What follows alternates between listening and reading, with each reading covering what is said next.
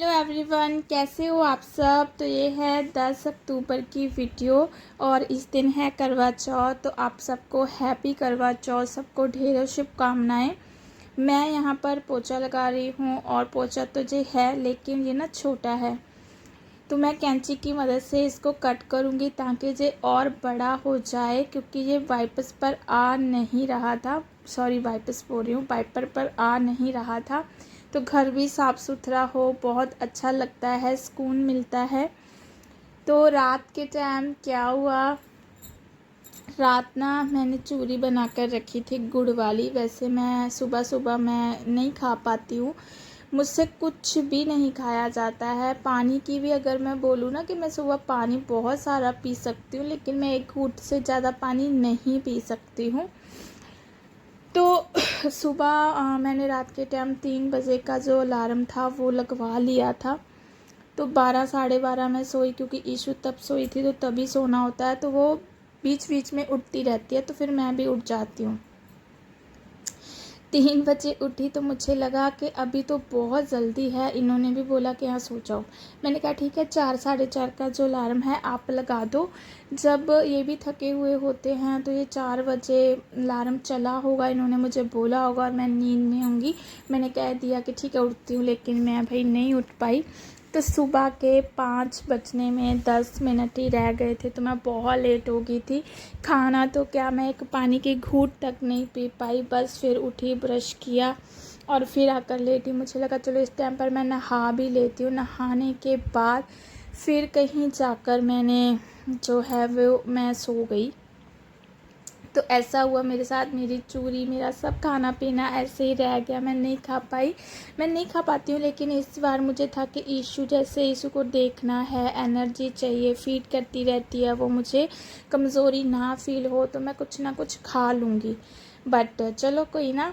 तो नहा धो तो मैं ली थी और इस टाइम पर बस जो मैंने कपड़े थे वो ही चेंज करने थे। नहाकर मैंने ये सूट ही डाल लिया था और पोछा लगा रही हूँ। किचन में ना बहुत ज़्यादा मतलब गीला गीला फर्श था, क्योंकि ना जो बर्तन रैक है उससे जो पानी है वो नीचे आ जाता है, जिसकी वजह से काफ़ी गंदा दिखता है और फिसलन हो जाती है।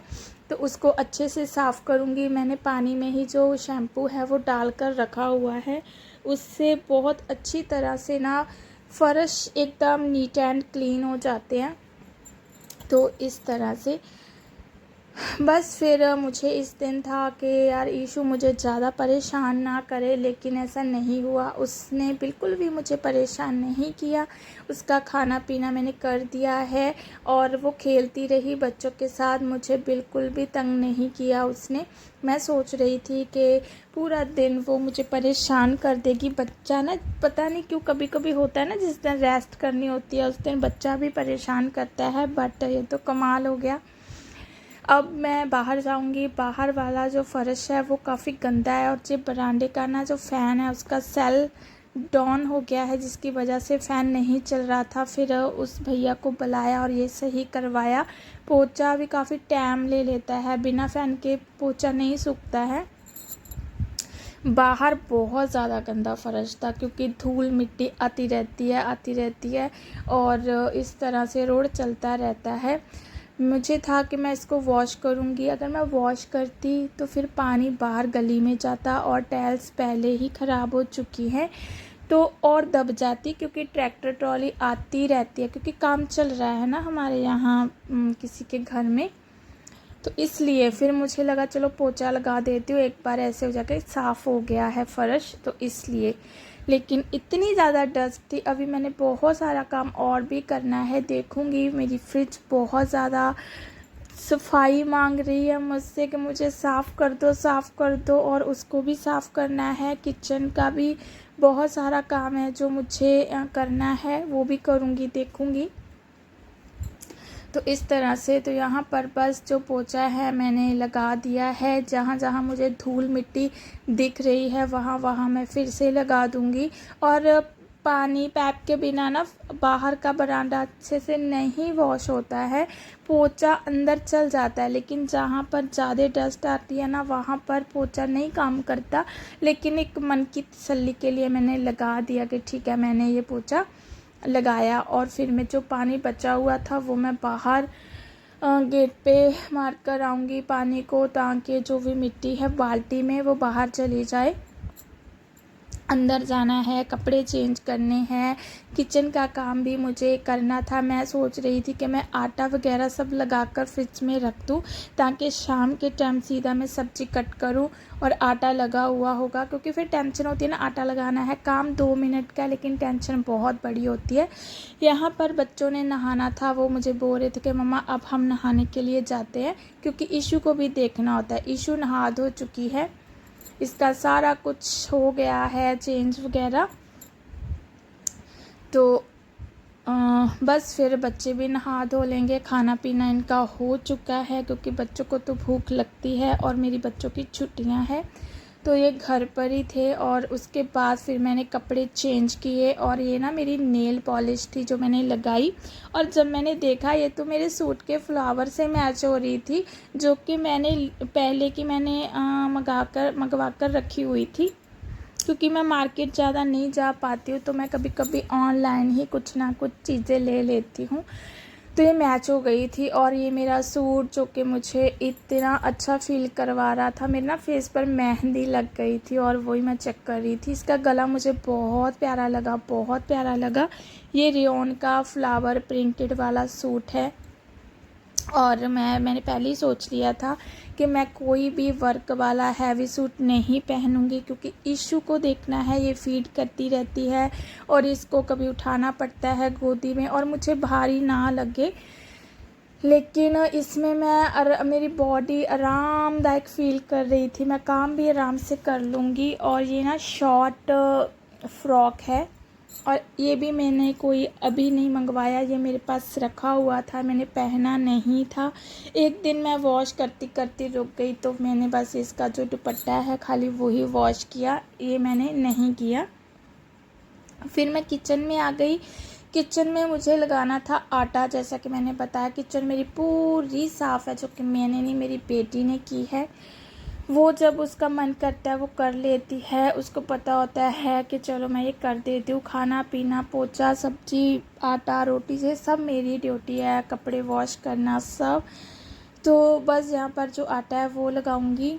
मेरे पास ऐसा नहीं है कि बहुत ज़्यादा हैवी सूट है, नहीं, ठीक ठीक है, लेकिन फिर भी बच्चे को संभालने के लिए अपना आप नहीं संभलता, बच्चे को संभालना है, तो मुझे ऐसा कुछ नहीं है। मैं सिर्फ आरामदायक कपड़ा देखती हूँ कि जिससे मुझे ना चिड़चिड़ाहट ना हो और मेरी बॉडी बस रिलैक्स फील करे, ऐसा कुछ नहीं है। तो उसके बाद बस यहाँ पर जो आटा है वो लग गया है। फिर मैं आ गई थी अंदर रूम में, और मेरे बच्चे बोल रहे थे मम्मा वो पहन लो, ये पहन लो। मैंने कहा नहीं बेटे, इसको भी देखना है, ईशू को देखना है, एक तो वैसे ही भूखे होते हैं, ऊपर से बच्चा परेशान कर देता है। तो यहाँ पर मैं चूड़ियाँ निकाल रही थी। मैं ना मंडी गई थी एक दिन पहले, और मुझे चूड़ियाँ लेकर आनी थी और थ्रेडिंग करवानी थी। मुझे नहीं पता कि मैंने थ्रेडिंग कब करवाई होगी, तो मुझे वो आंटी बोलने लगे कि इतने टाइम बाद आई हो, इतने टाइम बाद। मैंने कहा आंटी मैं बच्चे की वजह से बाहर नहीं निकल पाती हूँ।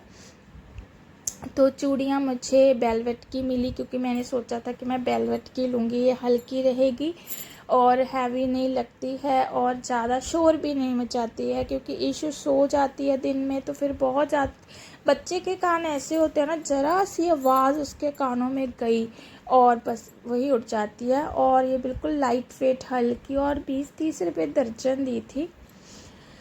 तो जो कलर मुझे चाहिए था वो मेरा कलर मुझे नहीं मिला, क्योंकि मेरा साइज़ बहुत छोटा है। तो वो भी दुकानदार भी हंसने लगते हैं कि मैडम आपका जो साइज़ है ना वो बहुत बच्चों वाला हाथ है, तो इतने से बच्चों वाले साइज़ में इतनी फैंसी चूड़ियाँ बनती नहीं है। तो खैर मैंने कोई उनको डिमांड नहीं की थी कि मुझे फैंसी चूड़ियाँ चाहिए। मैंने उनको बोला था कि मुझे सिंपल और कुछ लगा ना हो, ताकि बच्चे को ना कुछ लग जाए, मुझे सिंपल चूड़ियाँ चाहिए। फैंसी होती है कभी कभी, मैं बोलती थी कि फैंसी, लेकिन फिर ठीक है नहीं मिलती है, क्योंकि साइज़ मेरा बहुत छोटा है, जो हाथ का साइज़ है। तो मैं यहाँ पर पहन रही हूँ चूड़ियाँ, और मेरे पास ना एक गोल्डन क्रिस्टल चूड़ियाँ रखी हुई थी, वो थी 12, लेकिन वो 7-8 ही बच्ची होगी, वो मैंने पहन ली थी। तो इसके साथ बड़ी अच्छी जा रही थी, बड़ी अच्छी जा रही थी। फिर ये मेटल की है, वो कांच की है, वो मुझे बड़े ध्यान से डालनी पड़ती, ये आराम से डल पा रही थी। तो फिर मैंने कहा छोड़ो, ऐसे ही पहन लेती हूँ, कोई ना, कुछ नहीं होता। बस मेरी बच्ची यहाँ पर आराम से खेल रही है। मैं इस बात से बहुत ज़्यादा खुश हो गई थी कि मेरी बच्ची ने मुझे परेशान नहीं किया, ये कैसे हो गया। तो यहाँ पर इस चूड़ियों का कलर है जामुनी कलर है, बड़ा प्यारा लाइट वेट है, बिल्कुल भी भारीपन नहीं लग रहा था मुझे। के बाद फिर मैं अभी 3 बज गए थे इस टाइम पर, मुझे टाइम इसीलिए याद है क्योंकि मैं टाइम चेक कर रही थी। तो जो कथा सुनाती हैं आंटी, वो आ गए थे, हमने फ़ोन किया था, तो हमें था कि चलो, वो यहीं हमारे पड़ोस में ही सुना कर आए थे, और मम्मी बोल रहे थे, वो उन्होंने मम्मी को बोला था कि सब एक घर में सुन रहे थे, तो आप बहू को भी, मतलब मुझे, कि इसको भी बता देते, बुला लेते। तो मम्मी बोल रहे थे जहाँ पर सब अपना उल्लू सीधा रखते हैं, किसी को किसी से कोई मतलब नहीं है, कोई पड़ी नहीं है किसी की भी, तो ऐसे हैं यहाँ के लोग। तो मेरी बात नहीं हुई थी, मम्मी ने ये बात बोली। तो उसके बाद बस फिर ये भी आ गए थे, नहा धो चुके थे, तो मैं बात कर रही थी उनसे।